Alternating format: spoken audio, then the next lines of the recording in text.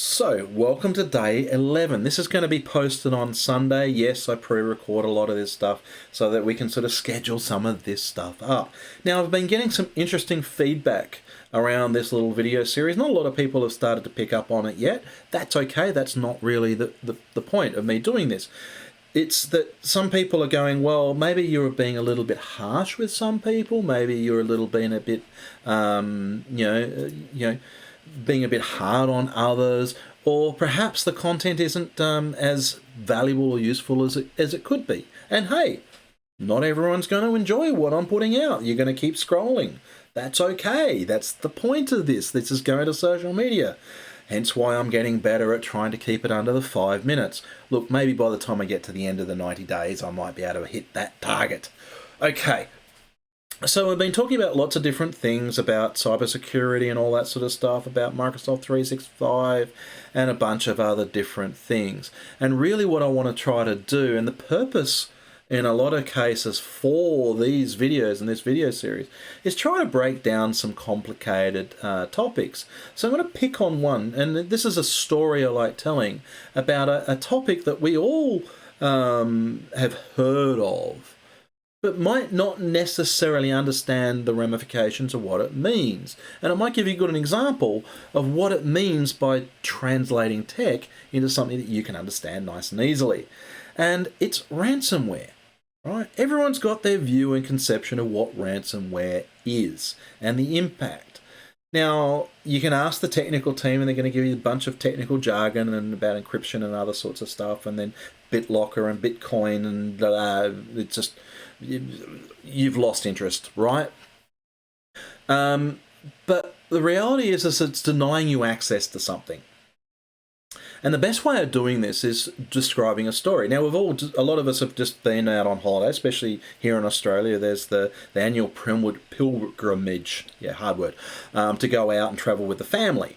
So this will probably be quite familiar with you. And so it starts like this. You've coming home from your holiday, you've been driving for about 4 hours. The kids in the back of the car have been sort of a bit erratic and fighting with each other. You're just saying, no, I'm not stopping. I've got the blinkers on. I'm just going to go home. And you're making a beeline for home. So it means you're skipping all the toilet breaks and stops and as much as possible. You just got a tunnel vision to get home. You arrive at home and you go, oh, no. Front door's kicked in. You're just thinking, oh, my Lord, this is not going to be a good day. So you walk into your home expecting the worst and you find that everything is pretty much there. Or in fact, everything is still there. The only thing that's changed is everything that opens and shuts or moves has been locked, closed or down. Even the lid of the toilet. We'll get back to that one later.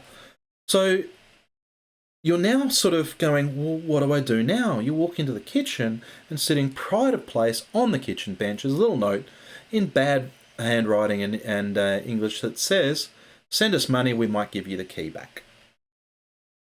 Now remember, you've been travelling for 4 hours, you've been stuck in the car, and there's a particular room of the house that you wanted to go visit. Did I mention the toilet seat? Yeah, so now you have a pressing urgency to react and respond and resolve this situation as quick as possible. You could try to brute force things, but you might more likely to break stuff or lose access to whatever it is you're trying to gain access into. You could send the money to this group and hope that you get the key back. Chances are they'll just ask for more money, right? Or send you the wrong key and then laugh and saying tough luck. But that could take time. So you're quite literally about to be shit out of luck. Yeah, it's getting that bad. So you've got this sense of urgency. You need to do something about it. Thankfully, you were prepared and you'd parked your DeLorean, your time machine, in the back shed. We're going to go jump in that, go back in time and reset everything back to before your house was broken into. Now, everything's good as gold and you can resume as normal. A little bit of disruption, but otherwise good. So the first one describes what happens with ransomware. The second part of the story, the DeLorean or the time machine, is what's called backup, right? You might have heard that term and you might have gone, it's expensive, I don't need it. But without backup, You don't have a time machine that you can restore everything back to a prior state. It's not a foolproof approach, but it's one that we have and one that's very useful to help protect you and your business against ransomware. And now you understand why it's important. That is what I mean about being a tech translator.